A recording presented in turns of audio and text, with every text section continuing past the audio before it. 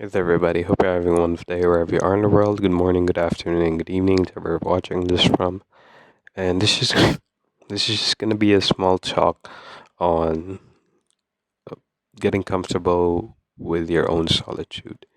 So, as we know in life, there are gonna be times where we are not necessarily surrounded by people constantly, and that can range from a variety of people. It could be from the people close to us, to our family and friends, and so on, our significant others, and the list goes on and on. But sorry about that. But yeah, there are gonna be moments where you're gonna be alone. There are gonna be moments where there's nobody around, and it's just you with your thoughts and your emotions. And I would suggest that it's it's really difficult sometimes. Sorry, but if it's really difficult sometimes to you know be with yourself, just in silence, uh complete solitude, in other words, with nothing but your thoughts and emotions, once again, with no music or media playing in the background or whatever. It's really I found it really difficult to cope with that, personally, from my experience, because it's uh it's a really haunting place to be in sometimes, when you're just in silence and your thoughts begin to spiral out of control most of the time. If you're not really, in a good state of mind with your own thoughts and your own emotions, and you have some excess baggage, like me, most of the time, you're gonna be, pondering on those thoughts, whether it be, uh, insults or intrusive thoughts that enter your head every now and then. And I found that it's very daunting, very heartbreaking as well, sometimes, to know that we think that about ourselves behind the scenes or behind the curtains, however you want to phrase it. But yeah, it's a really tough spot to be in, and that is why it's sometimes good to really meditate on it. Sometimes spend those moments of silence without any media or without any distractions or whatever, and just sit, sit with yourself. You know, do do meditative practices if it helps. You know, try journaling if it helps, just to get those thoughts out and just to really see what it's like, to be with your own mind, in terms of how you feel about certain things that are going on, without having to rephrase it or sugarcoat it. In other words, to the people in your reality, where you have to put on this sort of facade, or sort of cover it up a bit, because the truth isn't all that pleasing to hear, or isn't one that most people will understand. So so yeah, I mean, it's best for you to it's best for you to sit with your thoughts, sit with your emotions, give time to it, for you to really know what's really going on with yourself. Because most of the time, I found that even me, I've kept myself busy with so many things, dealing with so many people, trying to make time for relationships and friendships and so on. And I've never really sat with myself just in silence. And whenever I find myself writing, it's normally about, you know, past regrets, past mistakes, past heartaches. And just doing so allowed me to realize that I'm still, you know, dwelling on those mistakes that I've done in the past, or how things ended with a certain individual in the past, and how I passed up or messed up a lot of opportunities that I've come across, which would have been beneficial for me and for my goals and dreams. And and yeah, it's really really overwhelming. Sorry about that. Just had this nagging cough coming in and out. But yeah, it's uh it's really difficult to sit with that. It's really difficult to cope with that.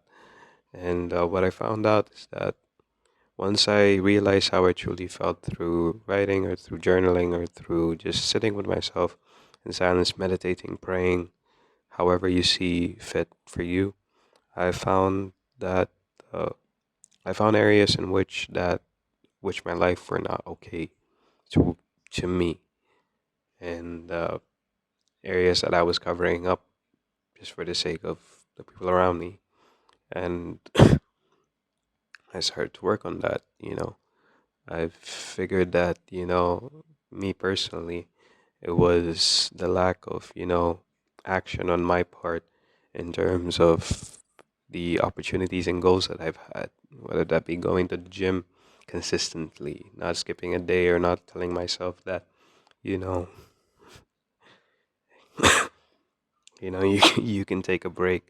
It's this one, even though I've done already my rest day, and I should get back to working out and exercising. And I felt like that like made a major increase in energy, because when I wasn't doing it, it was leading to a major drop in energy in my day.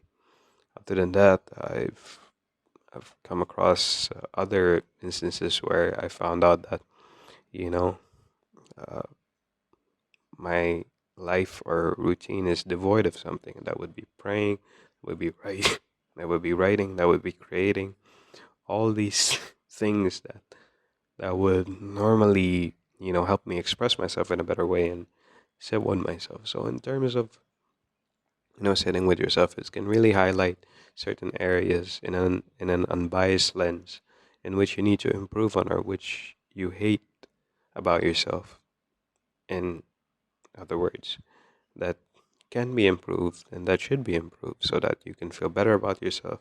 You can go on with your day a little bit better. It can improve how you interact in your relationships, in your bonds and friendships with family and other people, because at the end of the day,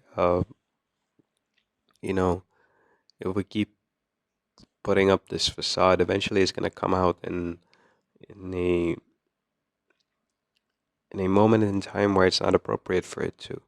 So yeah, just sit with yourself, express, meditate on it, pray on it, write about it, talk about it, and just let it out of your system, and make sure it's in make sure it's in a productive way, not in a self-destructive way, or in any sense, just a blatant rant. Make use of it, you know.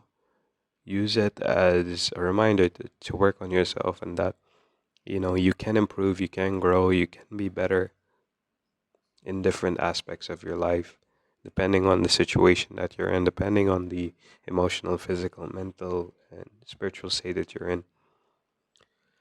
You can always, sorry about it, you can always improve and you can always grow. So, yeah, just don't be too hard of yourself, be kinder to yourself, and try to talk to yourself in a practical way, and convince yourself to improve on things that you find that are not appealing to you in terms of your current state of life when you meditate, or when you talk to yourself, or when you journal and contemplate and sit with yourself.